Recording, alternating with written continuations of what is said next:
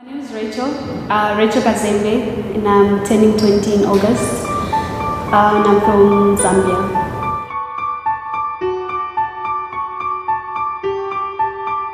Rachel's a very creative person, like making new friends, going places. She got big dreams, hopefully they all come true. And yes, Rachel's just friendly, just like knowing people, doesn't care about color, race, or religion. It's just me.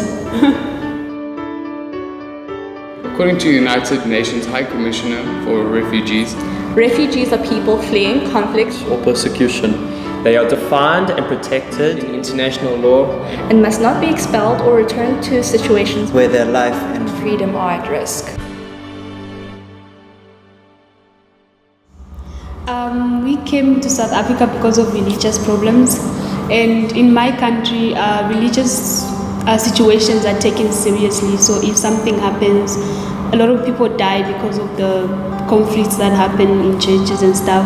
My family, it was like a rush thing because our lives was in danger. So my father sold the house he built, because he bought the house and everything. He sold the house on the same day, and the same day in the evening we left. So basically the whole trip, my father funded it with the money sold for the house. He just decided to leave everything behind and just come here to live with he wanted us to come here to live with our uncle. But when we came here, we found that he had already died 2 months before we came, and we didn't know that. So when we came, everything was different. With us, we were both excited and scared at the same time, because you are all in a country at the same time for the first time. You don't know what happens here, you don't know the language, you know nothing basically about this country. So you are excited that you're coming to a new country where you think you're gonna be safe, and at the same time you're scared because you don't know what you're gonna meet there. Something might be different that you might not adapt to, or anything can happen in this new country. So you come here with questions, you are anxious, you are excited. It's like mixed emotions basically. Like you don't really know, you just hope everything will be fine before you go. We started traveling early in the morning, and then we go to South Africa after like 7 days, because we have to make a stop in Zimbabwe for a church conference.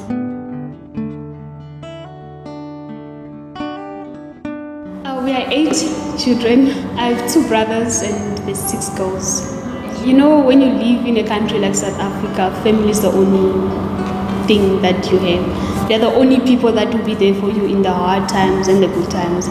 It doesn't matter where you tend to go, basically, but when we came to South Africa, we were more closer because we only knew each other.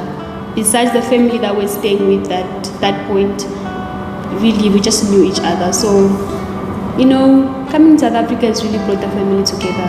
So, everything we do together.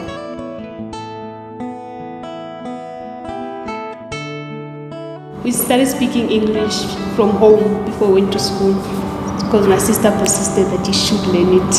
She insisted on it. So, yeah, my sister taught us how to speak English.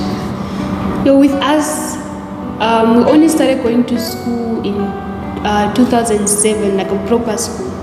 So the other time we just at home, and it was hard for us to find schools at that time, because we didn't know anything, and the people we're staying with were not willing to help us. They would scare us that if you go out, you'll be deported or something. Although that time with our passports and everything, we were not familiar with anything. Basically we were kept in the dark about everything that was happening around us. So speak English that well. We didn't know how to speak Zulu, we didn't even understand it. And language was the only thing that was a problem actually. And in South Africa, if you walk like we do to catch public transport, basically people do get angry if they ask you something in Zulu and you don't know how to reply back in Zulu, and you reply in English. So it's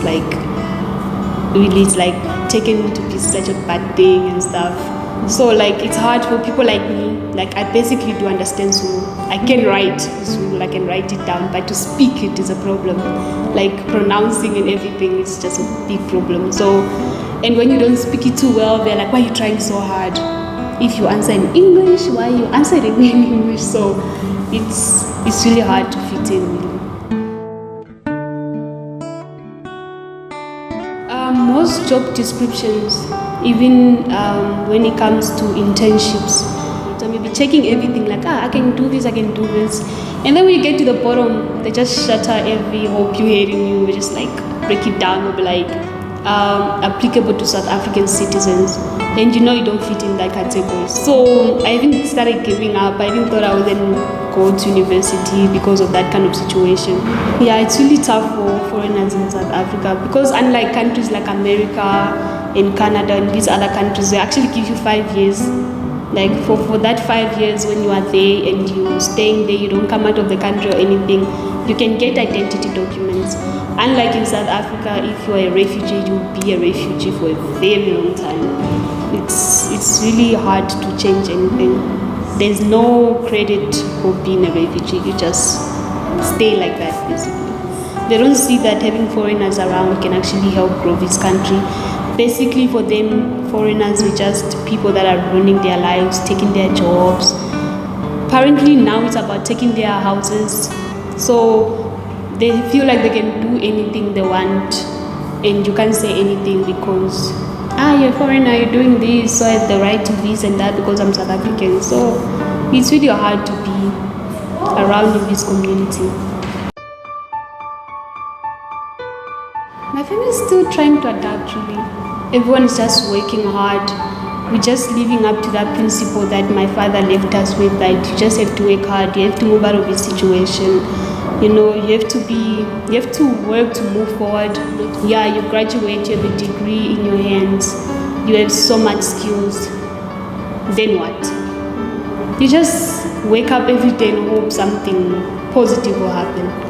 But in most days, negative stuff come out. So you just have to have that burning flames. You know, you're just gonna be throwing those flames everywhere and be like, try your best.